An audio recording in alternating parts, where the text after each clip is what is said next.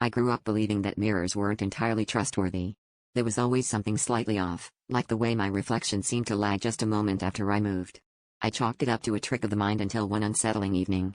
I was brushing my teeth and noticed my reflection smiling back at me, even though my lips remained in their usual apathetic line. A shiver raced down my spine, but I dismissed it as an overactive imagination, the kind that emerges when you're alone in a dimly lit bathroom. The next day, things escalated.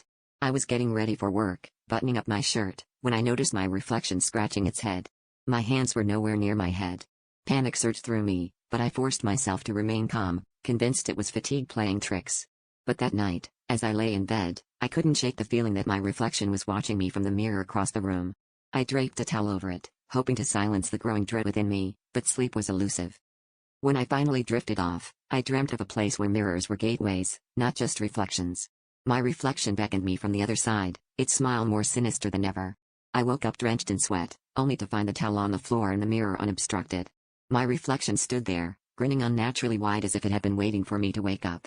It mimicked my every movement perfectly now, but the smile remained, stretching wider and wider until it seemed impossible.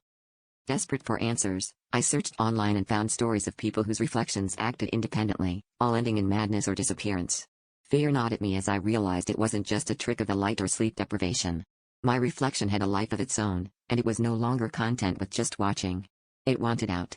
The last thing I remember is reaching out to touch the glass, and then everything went dark. Now, I watch from the other side, trapped as my reflection takes my place in the world, smiling at everyone who dares to look.